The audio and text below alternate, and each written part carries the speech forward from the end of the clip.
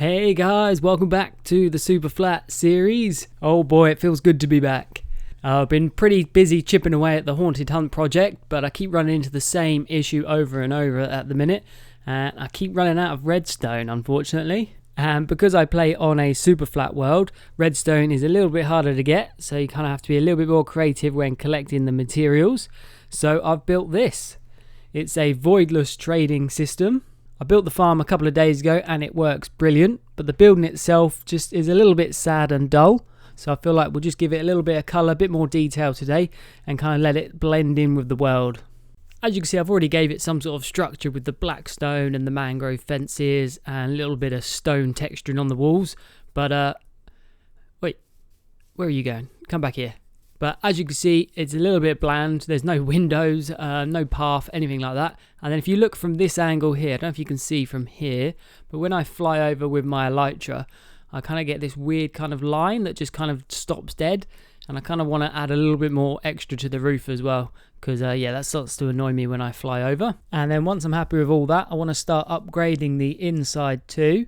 Like I said, the farm itself works, but this just lacks a little bit more detail. There's a few bit of empty spaces that need to be filled. And this is the super high-tech trading system made by the one and only Ianoxfour. I did customize the farm slightly at the back here. It's oh, it shouldn't be like this. Bear with. Okay, that's better. That's how it should be. So the long railed section is the Ianoxfour design, and then this little curved bit is just I've added a junction so I can swap out the villagers for different trades so I can get different things at different times. Essentially, this farm just takes advantage of render distances, and it just allows me to trade with villagers without their trades getting locked. I'm not the best at talking about the technical side of things on Minecraft, so let me just grab some emeralds and I'll show you how it works. So before I do any sort of trading, I need to turn my render distance down to the minimum, which is 2. And as you can see, that's put some of the rails in unloaded chunks, which is exactly what we want. And you got to be quick here. You got to push the button and then open his trade at the same time, or as close as you can anyway. Once I've reached the end of the track, that means the villager is in unloaded chunks, so I can do the trade like normal. It's going to say it's locked out, but just ignore that. And the cool thing about this farm is it's double-sided, so we can just head back. We can do exactly the same with this villager. And then same again, once I'm back at the end of the line, the villagers in unloaded chunks, I can do the trade. And now we're back at the first one, and then just do exactly the same, hit the button, open up the trade, and he's free to trade again. Another reason why I built this trading system was because it works exactly the same with a wandering trader, which is brilliant for us Superflat players. And one managed to turn up while I was building it a few days ago, so I gave it a quick test run, and it worked brilliant. There is just one minor flaw with this farm. I don't know if you can see it over my left shoulder. All the XP orbs seem to end up over here, and I know why. It's because when this villager is actually doing the trade, he's actually over here in unloaded chunks. So yeah, it makes sense why the XP ends up here. It's just a little bit frustrating that I don't get it while in the minecart.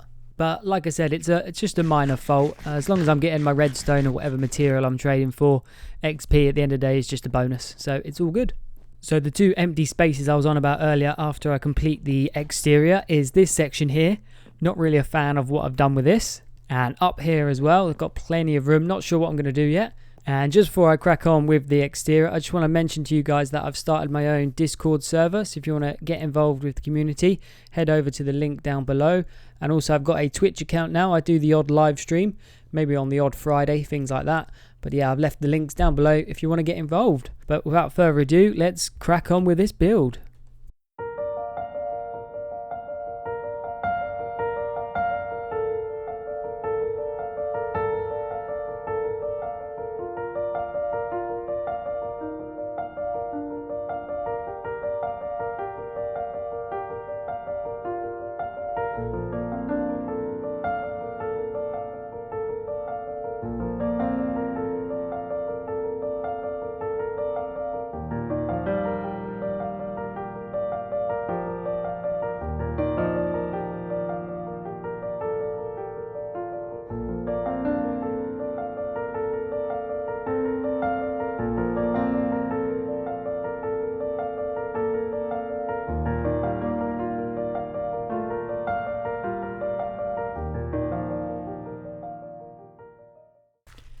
Oh boy, we're getting somewhere now.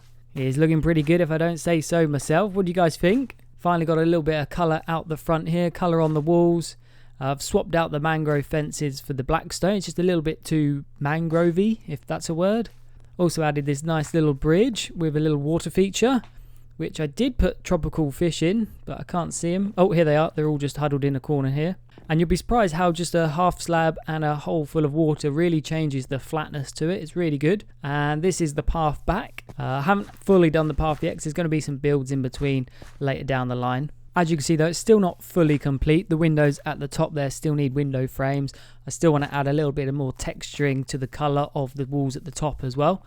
But let's focus our attention a bit more on the interior for a little bit. So while doing all the building out front, I had a bit of a brainstorm of what I could do on the inside. And I think up here I'm going to do a nice big kind of library setting.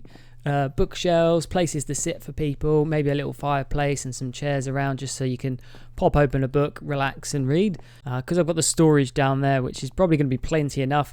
Up here I'll just have some kind of overspill storage system or something like that, just to fill up that kind of empty space at the top there.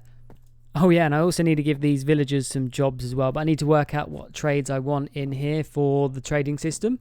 And in all honesty, I really struggle with interiors, so wish me the best of luck. And here goes nothing.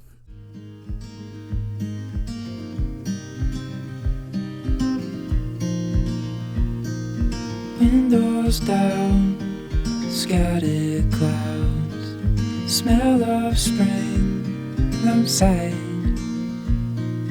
Open road, you sitting close. Let's go somewhere far away. 'Cause if all I have is you, then I'll be just fine. Yeah, I'll be just fine.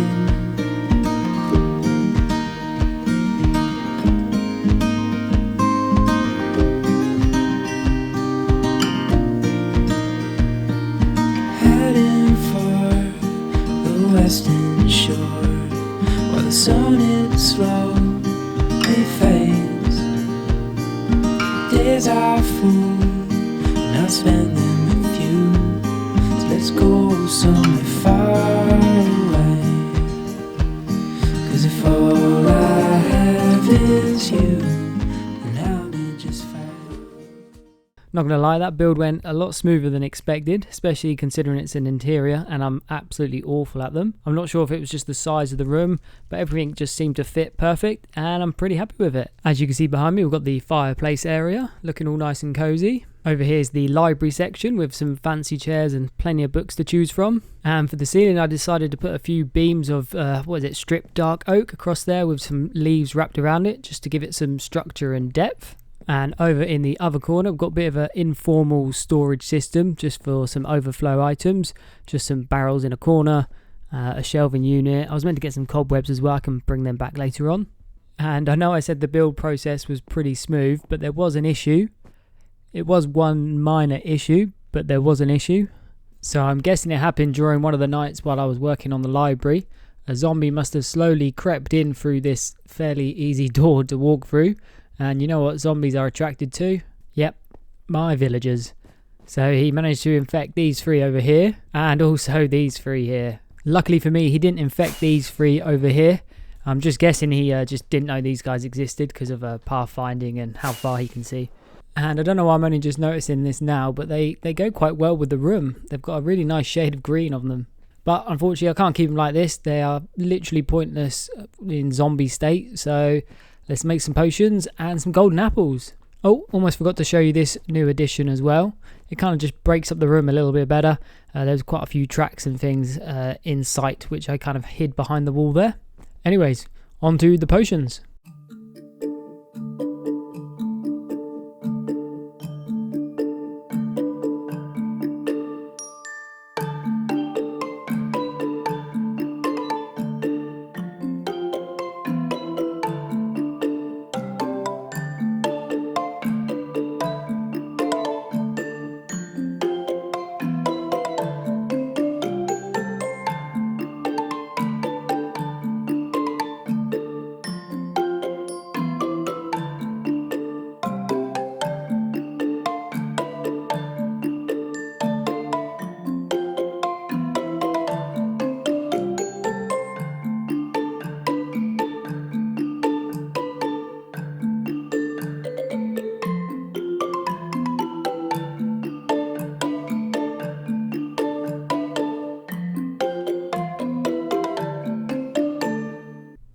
just like that, they're all good as new again. I was also going to give them some jobs as well. I've got a couple of furnaces and a couple of composters here, but they're not actually taking the jobs at the minute, so I'm guessing that might be because they're in minecarts, and that's another problem I don't want to deal with today. Yeah, we'll save that one for a rainy day. I also chucked on some armour to the stand, so we've got the red leather, we've got the gold enchanting up in the overflow storage, and then we've got another red leather, and we've got a diamond near the fireplace, and just another gold one over in the corner. I did manage to find time to do the window sills. Oh yeah, and also, anyone got any ideas of how to keep this kind of zombie proof yet still fairly open? I am well open to suggestions. And then the window sills, just to kind of, they're slightly smaller than this one here, but still follow the same pattern, same materials, and I'm pretty happy with it. But unfortunately guys, that is all I've got time for today. I do want to let you know I have recently joined an SMP with a few members you may or may not recognise, so keep an eye out for some videos on that in the near future. I'm just going to be chipping away at the redstone for Haunted Hunt now until it's complete, and then hopefully get some players in and have some fun on that map. But until next time, thanks for watching and see ya.